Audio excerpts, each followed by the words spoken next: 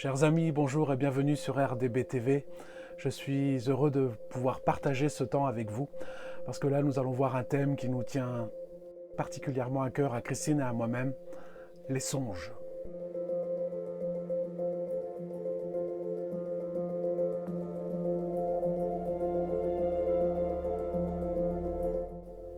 Et vous en pensez quoi des songes ?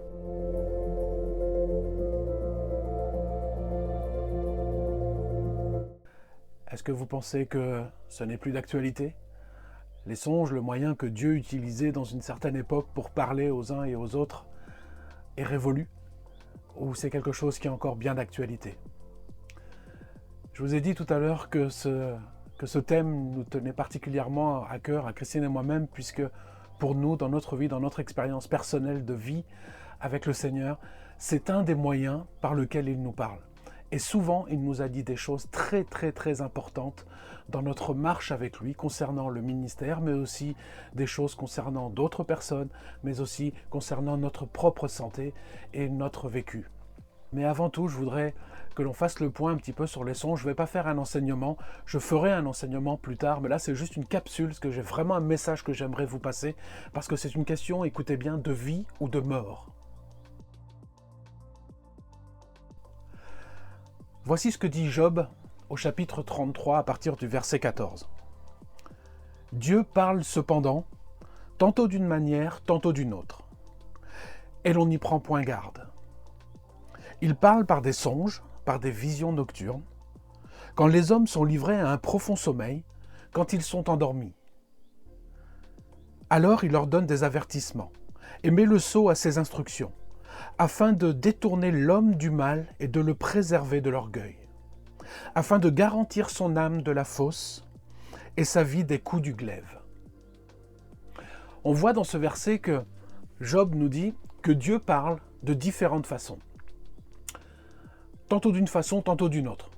Il nous parle bien évidemment par sa parole, et ça c'est une évidence, c'est un des moyens que Dieu utilise pour nous parler, c'est évident. Il utilise les visions, il utilise la prophétie, il utilise toutes ces choses, mais il parle aussi des songes.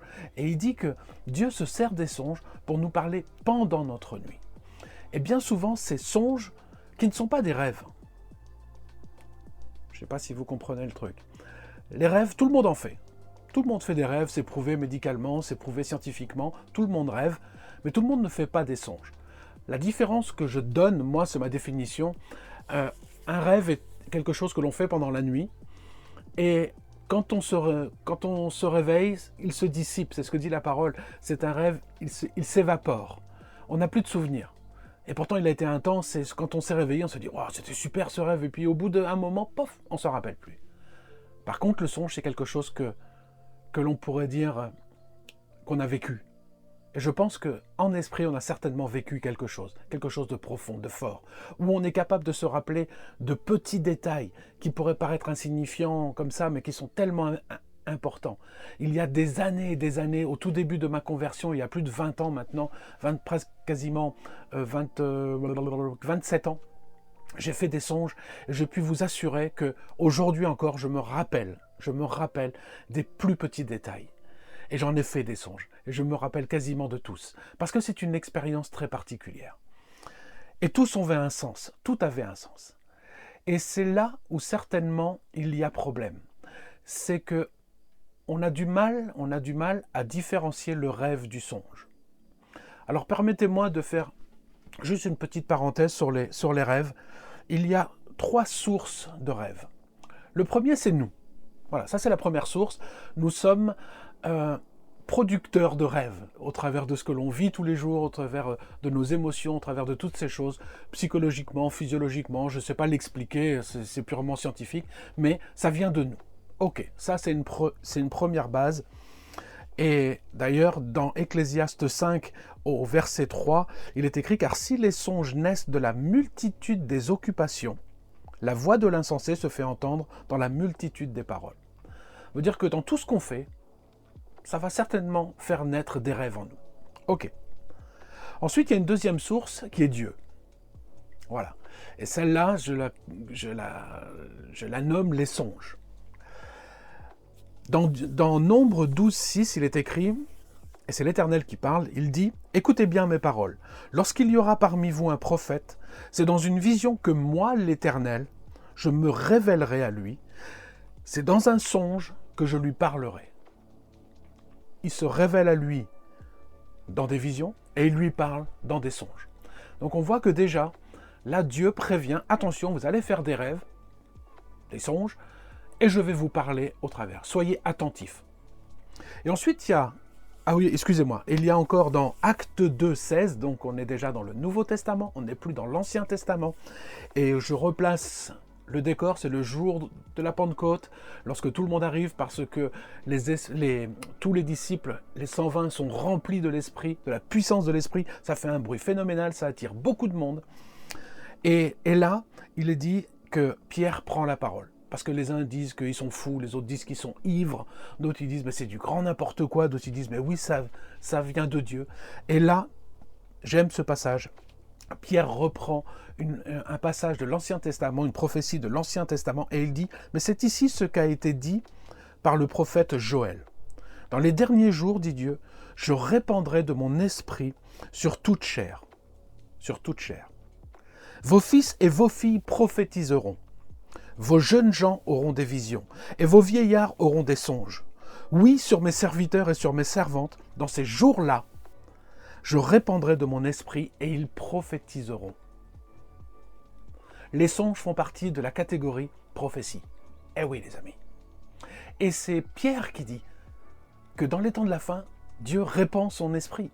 Nous sommes dans les temps de la fin, et nous sommes remplis de son esprit. Donc les songes font encore partie de la catégorie des prophéties.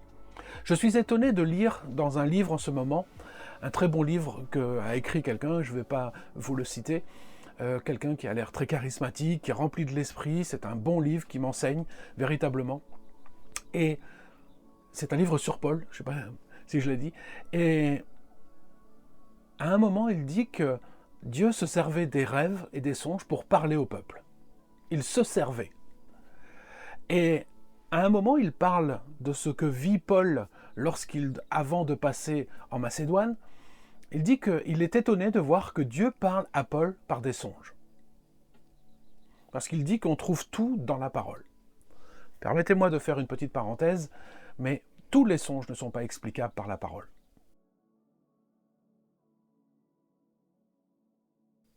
Et je pense savoir un petit peu de quoi je parle, excusez-moi pour cette certitude, mais Dieu m'a fait grâce que de pouvoir interpréter les rêves et les songes, alors je sais un peu de quoi je parle. Bien évidemment, j'ai des codes. C'est comme si Dieu nous avait donné des codes pour interpréter. Et mes codes sont bibliques. Je me réfère beaucoup à la parole. Beaucoup d'images qui sont données dans les songes se rapportent à la parole. Et ça nous permet d'interpréter. Mais il y a des fois où les songes qui sont faits, on ne trouve pas de clé dans la parole. Et là, on est obligé de faire, comme il est dit avec Daniel, qui interprétait les songes, on est obligé de se mettre à part et de chercher la face de Dieu pour comprendre la vision, comme il dit, pour comprendre.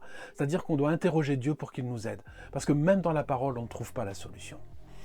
Alors, voilà, d'accord, je ne vais pas dire que toutes les réponses ne sont pas dans la Bible, mais certaines sont peut-être cachées et on n'arrive pas à les voir et on a besoin de l'Esprit pour qu'il nous éclaire.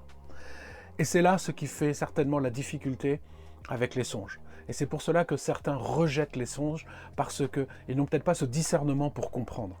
Et comme ils ne contrôlent pas la chose, comme ils ne peuvent pas l'expliquer, comme ils ne peuvent pas la comprendre, alors ils la rejettent. Ils disent que les songes étaient avant, il ne faut pas y faire attention. Je reviens sur mes sources de rêves. Dans la troisième catégorie, la troisième source, excusez-moi, c'est celle du diable.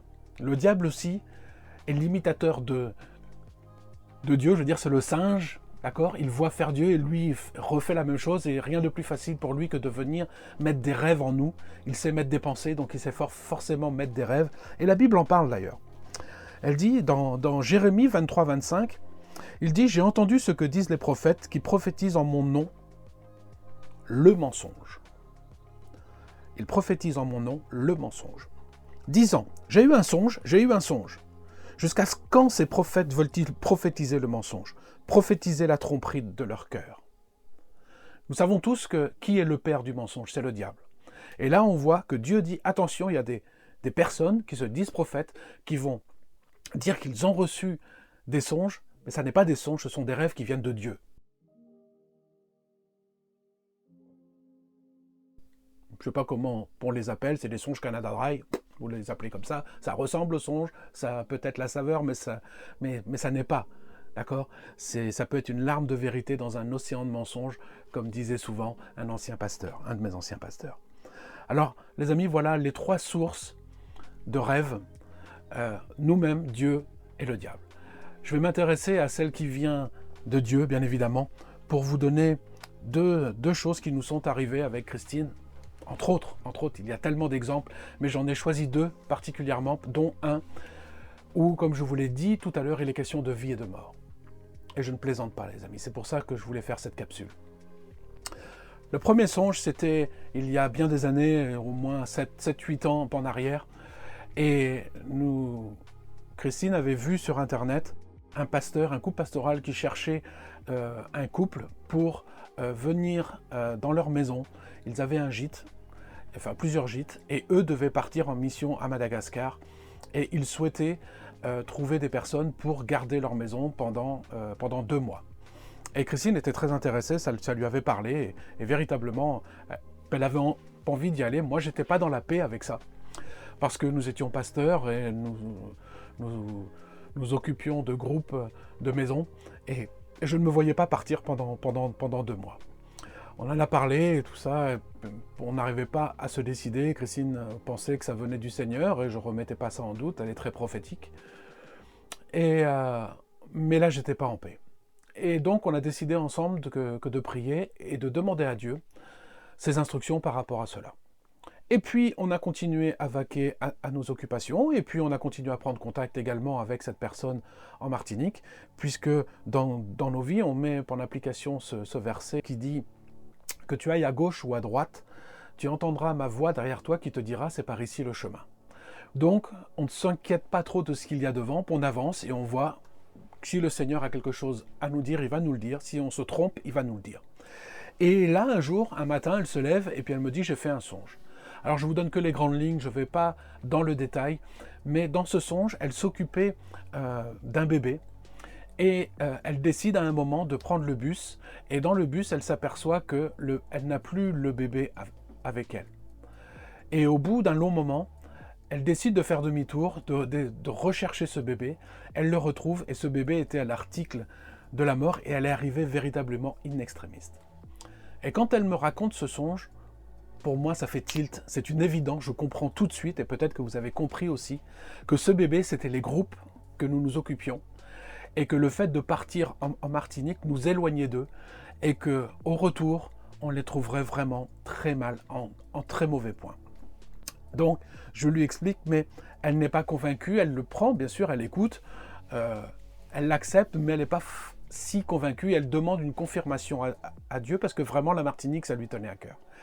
Et quelques jours plus tard, on fait une marche avec les amis du groupe, et on est avec une sœur, et on commence à discuter. Et Christine lui explique notre projet, que de partir 2 mois pour Martinique, voilà, pour aider un autre pasteur, tout ça. Et là, cette sœur, elle dit, mais c'est pas possible, vous pouvez pas faire ça, vous pouvez pas laisser le bébé tout seul. Et là, forcément, elle m'a regardé d'un coin de l'œil, et puis elle m'a fait un petit sourire, et on a tout de suite compris que c'était la confirmation de ce songe, de l'interprétation que j'avais donnée, et que Dieu ne permettait pas que l'on aille là-bas parce qu'il y avait un danger pour le groupe. Ça, c'était le premier songe. Et puis, j'enseigne depuis longtemps de faire très attention aux songes que l'on fait. Les songes naissent le matin, juste avant de se réveiller, bien souvent. Et il y a des songes qui sont beaucoup plus à prendre au sérieux, même s'ils sont tous à prendre au sérieux, mais là, il peut y avoir une question, comme je vous l'ai dit, de vie et de mort, surtout quand ça concerne des personnes. Quand vous faites un songe où vous êtes mis, vous, en danger, que vous voyez qu'il va vous arriver quelque chose, à vous, à un proche, un ami, un accident, un cancer, une maladie, quelque chose comme ça, c'est que Dieu est en train de vous révéler le plan de l'ennemi. Il est dit que Dieu ne fait rien sans prévenir ses prophètes. Et on a vu que les songes font partie de la catégorie de la prophétie. Et quand Dieu parle, on devient prophète.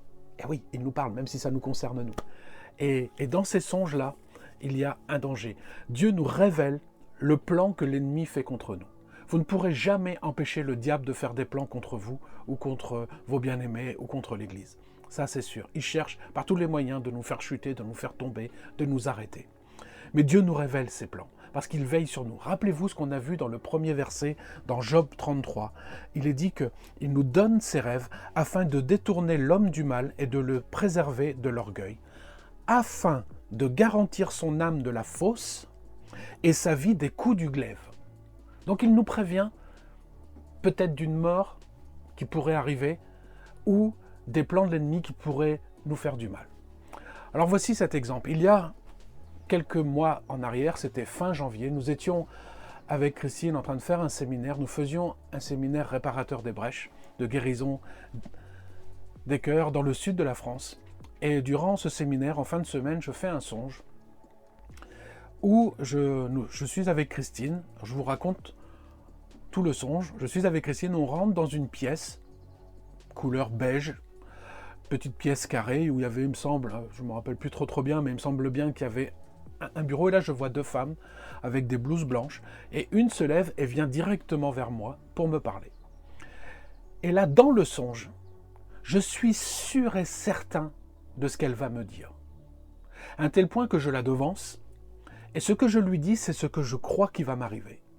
Et je lui dis d'un air un peu fataliste, je vais mourir. Et là, elle me dit, elle avec pas forcément un sourire, mais dans la paix, complètement dans la paix, elle me dit non, mais tu vas faire une attaque. Et le songe s'arrête là. Bon. Quand je fais ce genre de songe, c'est la première fois, hein, c'est bien que c'est pas le genre de songe que l'on fait souvent, mais je l'enseigne que de faire attention aux songes que l'on fait, surtout quand ça concerne la santé ou quelqu'un. Et là, instinctivement, quand je me réveille, après avoir repris un petit peu mes idées, j'analyse, je médite un peu et je prie. Je prie en liant les plans que l'ennemi a fait. J'ai dit, Satan, je lis les plans, je lis l'attaque que tu as décidée contre moi. Je la lis dans le nom de Jésus-Christ. Et je te commande maintenant de cesser tes œuvres au nom de Jésus-Christ. Tu ne me touches pas dans le nom de Jésus-Christ.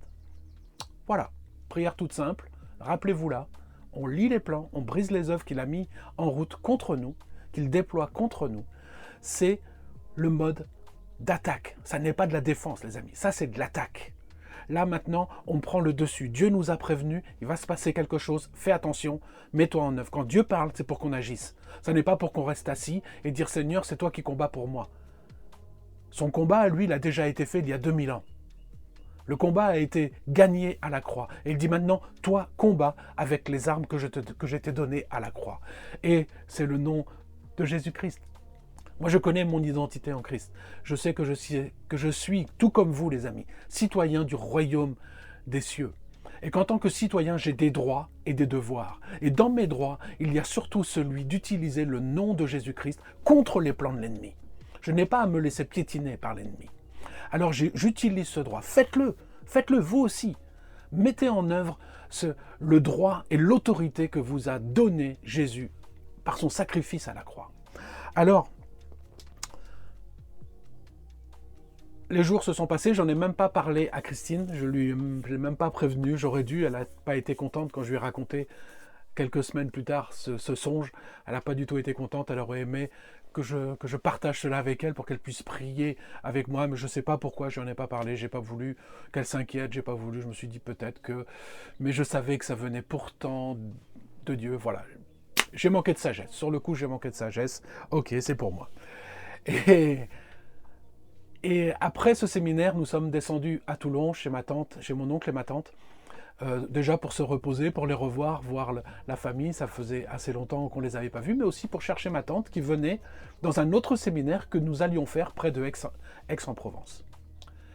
Et le mercredi 12 février, 3 semaines après avoir fait ce songe, on est à table avec mon oncle et ma tante. Christine faisait autre chose, elle ne mange pas le soir, donc elle faisait autre chose. Et je me sens pas bien. J'ai l'impression que le moindre geste que je fais, dans les millimètres, c'est toute la Terre qui est en train de bouger, de basculer. Je sens un étourdissement, je sens comme si j'étais sur un bateau qui se fait balloter, et je suis ancien marin, je sais ce que c'est que de se faire balloter sur un bateau. Et là, je me dis, waouh. Alors je me dis, ça va passer. J'avais fait la même chose 2 jours avant. Et je me suis dit, le lundi soir, et puis c'est passé rapidement. Et là, ça passe pas.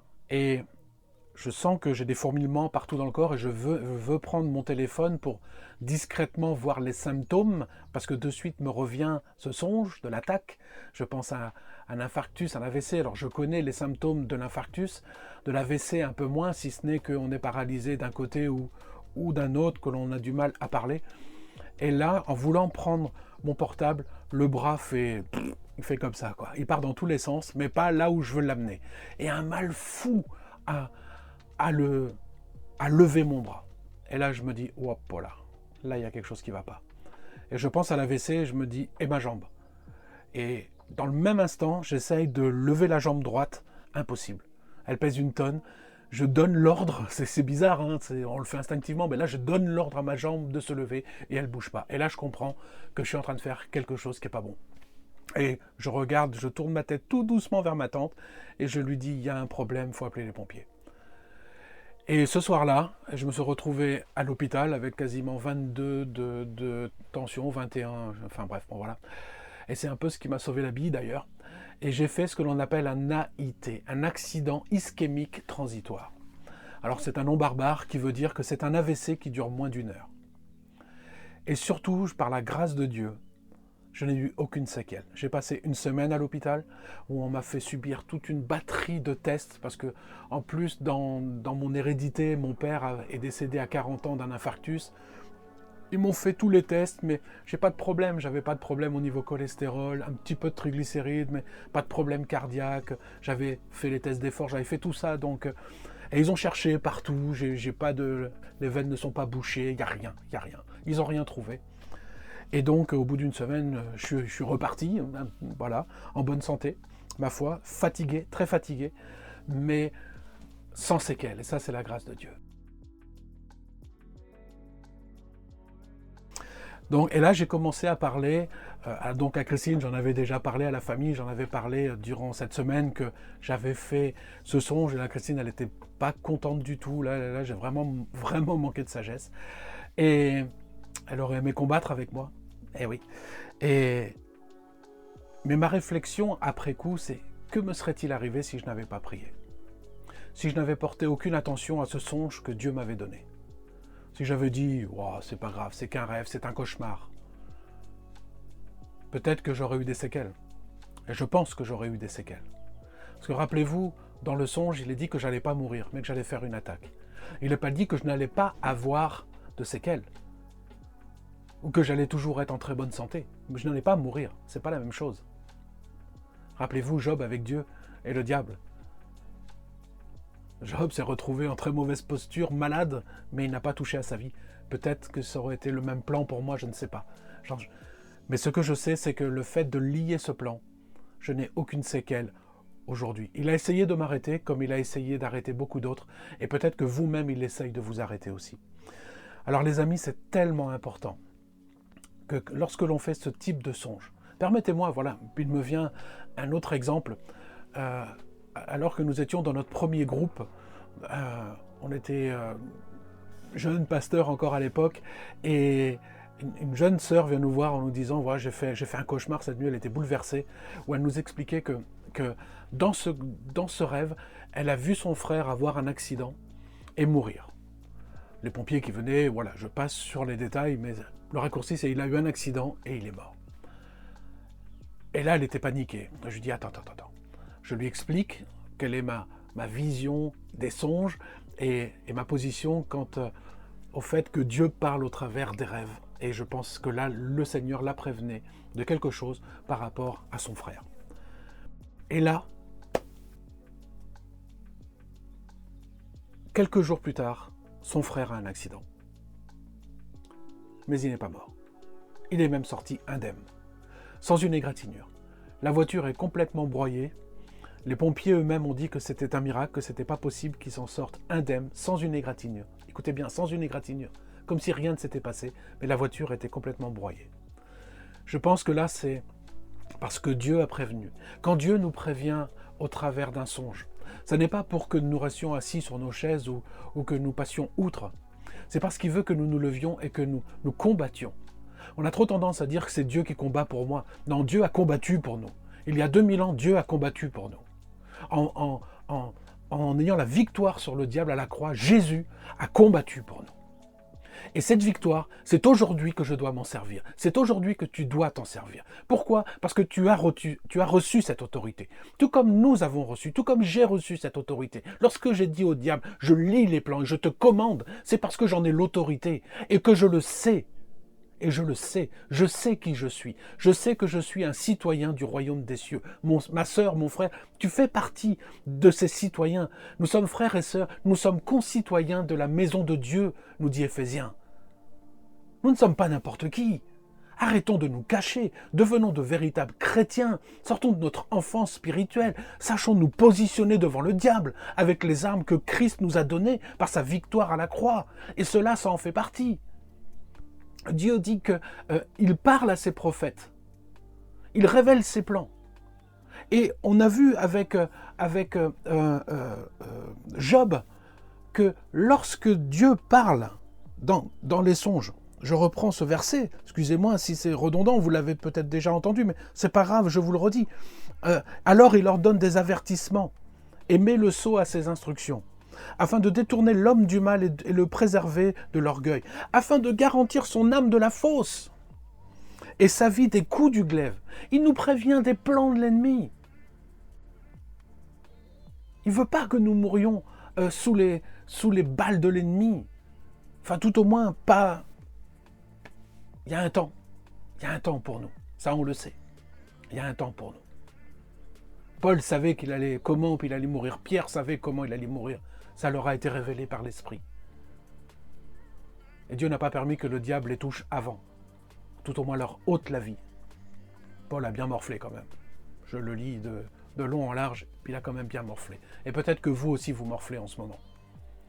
Mais surtout, soyez très attentifs, les amis, aux songes que vous faites. Et peut-être que d'autres viennent vous raconter. Si on vous parle de ces choses-là, c'est qu'il y a un danger. Et Dieu veut que vous vous leviez et que vous fassiez face à l'ennemi. Et que vous preniez conscience que, comme on l'a dit, que vous êtes citoyen du royaume des cieux.